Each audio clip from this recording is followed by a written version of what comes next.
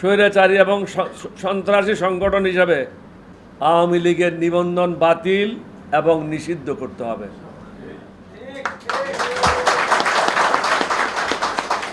স্বৈরাচারী সরকারের সাথে সংশ্লিষ্ট সকল অভিযুক্ত এবং পলাতক ব্যক্তিদের উপযুক্ত তথ্যের ভিত্তিতে গ্রেপ্তার করতে হবে।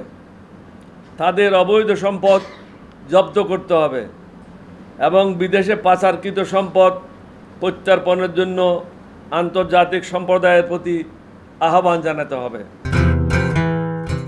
1996 সালের পর থেকে মুক্তিযোদ্ধা তালিকায় যে অবৈধ ও অযৌক্তিক নাম সংযোজন করা হয়েছে তা বাতিল করতে হবে এবং ওই সকল মুক্তিযোদ্ধাদের পুষ্যদের সরকারি চাকরিতে নিয়োগ যারা পেয়েছে তাদের সেই নিয়োগ বাতিল করতে হবে। তাহলে যারা আন্দোলন করেছে তাদের মধ্যে যারা উপযুক্ত এই ছেলেদের চাকরি পাওয়ার পথটা প্রশস্ত হবে। স্বৈরাচারী এবং সন্ত্রাসী সংগঠন হিসাবে আওয়ামী লীগের নিবন্ধন বাতিল এবং নিষিদ্ধ করতে হবে।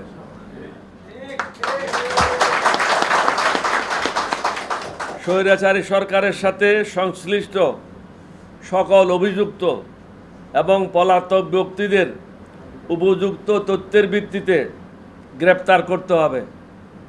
তাদের অবৈধ সম্পদ জব্দ করতে হবে এবং বিদেশে পাচারকৃত সম্পদ প্রত্যার্পণের জন্য আন্তর্জাতিক সম্প্রদায়ের প্রতি আহ্বান জানাতে হবে। বাংলাদেশের স্থল, জল এবং বিমানবন্দর দিয়ে কোনো অভিযুক্ত ব্যক্তি যেন পলায়ন করতে না পারে বা অপরাধীরা অনুপ্রবেশ করতে না পারে সে ব্যবস্থা গ্রহণ করতে হবে কঠোরভাবে। উপযুক্ত পরিবেশ সৃষ্টি হওয়া মাত্র শেখ হাসিনাকে দেশে ফিরিয়ে এনে বিচারের সম্মুখীন করতে হবে। 6 মাসের মধ্যেই জাতীয় সংসদ নির্বাচন অনুষ্ঠানের জন্য একটি স্পষ্ট সময়সূচি নির্ধারণ করতে হবে। কমপক্ষে 4টি জাতীয় নির্বাচন তত্ত্বাবধায়ক সরকার ব্যবস্থার অধীনে করার জন্য ব্যবস্থা গ্রহণ করতে হবে। সংবিধান সংশোধনের জন্য একটি কমিটি গঠন করতে হবে। সংবিধানে অনেকগুলি বিতর্কিত ধারা রয়েছে, উপধারা রয়েছে, এগুলি বাদ দিতে হবে। জাতির পিতা এই জিনিসগুলি বাদ দিতে হবে এবং বাংলাদেশের সমস্ত জায়গা থেকে শেখ মুজিব এবং শেখ হাসিনার নাম মুছে ফেলতে হবে।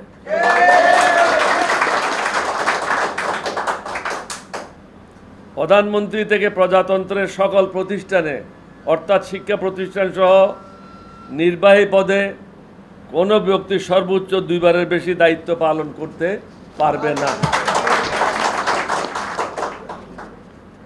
সরকারি, আধা সরকারি, বেসরকারি, স্বশাসিত, স্বায়ত্তশাসিত ও অন্যান্য প্রতিষ্ঠানে সকল প্রতিষ্ঠানগুলিতে সুশাসন, জবাবদিহিতা নিশ্চিত করতে হবে।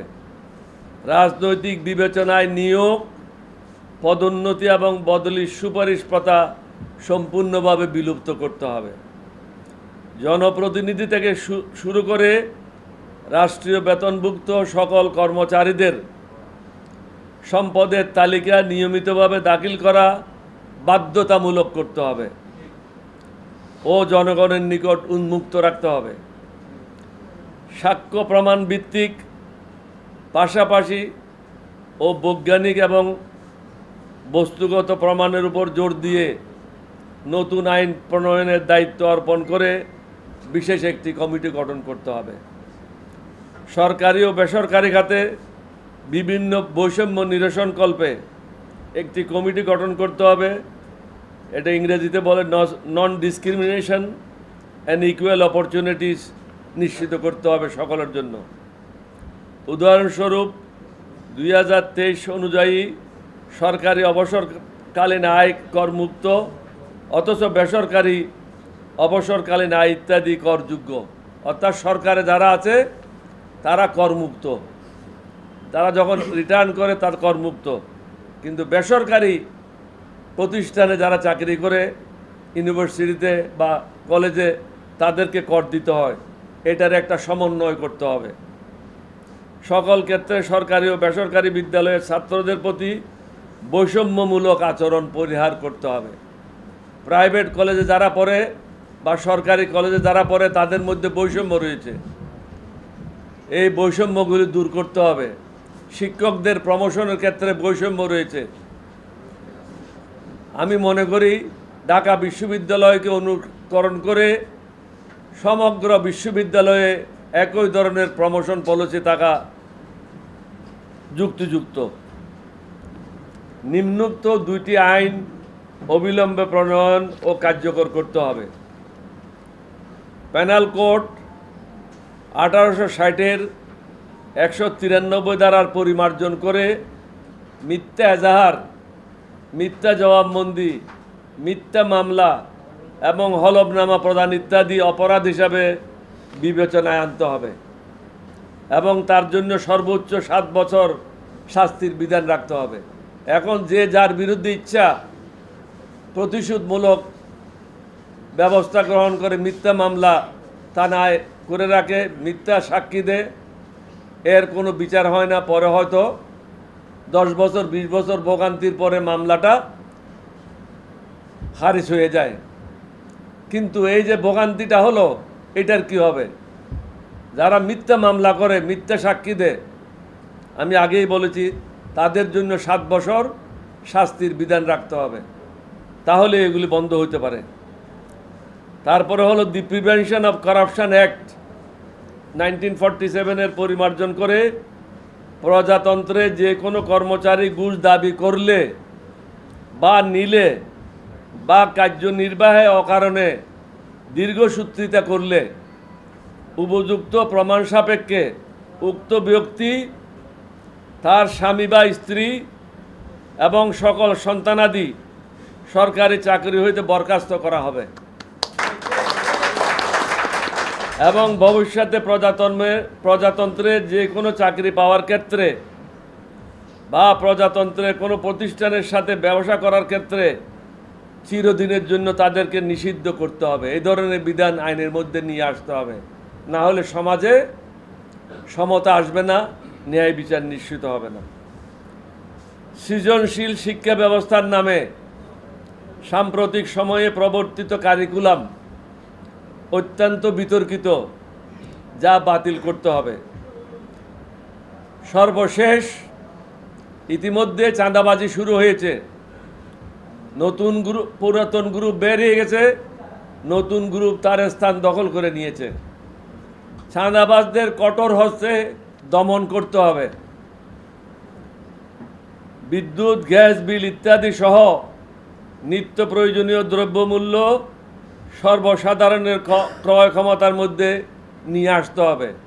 এই সরকারের জন্য এটা একটা বড় চ্যালেঞ্জ হবে, কারণ গরিব মানুষেরা অনেকে অর্ধাহারে অনাহারে জীবনযাপন করছে। দ্রব্যমূল্য নিয়ন্ত্রণ আনতে হবে। প্রত্যেকটা জিনিসের মূল্য সরকারকে পুনরায় নির্ধারণের ব্যবস্থা নিতে হবে। এবং সর্বশেষ পয়েন্ট, যেটা আমার এখানে লেখা নাই, বিদেশের সাথে অর্থাৎ বহির্বিশ্বের সাথে যে সমস্ত চুক্তি এই স্বৈরাচার লুটেরা করেছে, এই চুক্তিগুলি পুনরায় বিচার বিশ্লেষণ করে প্রয়োজনে বাতিল করতে হবে অথবা স্থগিত করতে হবে। কারণ বাংলাদেশ কারো বাপের সম্পত্তি না, কারো দাদার সম্পত্তি না, এটা হলো জনগণের সম্পত্তি। এখানে লুটেরাদের চিহ্নিত আমরা করেছি, তাদের বিরুদ্ধে কঠোর ব্যবস্থা আশা করি যারা আজকে শপথ গ্রহণ করবেন তারা নেবেন। সকলের জন্য ন্যায় বিচার, জবাবদিহিতা এবং সকল ক্ষেত্রে সুশাসন নিশ্চিত না হলে আমাদের এই শহীদদের আত্মত্যাগ বিফল যাবে। সমগ্র জাতিকে ঐক্যবদ্ধ হতে হবে দুর্নীতিবাজদের বিরুদ্ধে, লুটেরারদের বিরুদ্ধে। আমি আগেই বলেছি, সন্ত্রাসী সংগঠন হিসাবে লুটেরা সংগঠন হিসাবে আওয়ামী লীগকে তাদের যে নিবন্ধন আছে সেটা বাতিল করতে হবে। আপনাদের সবাইকে ধন্যবাদ।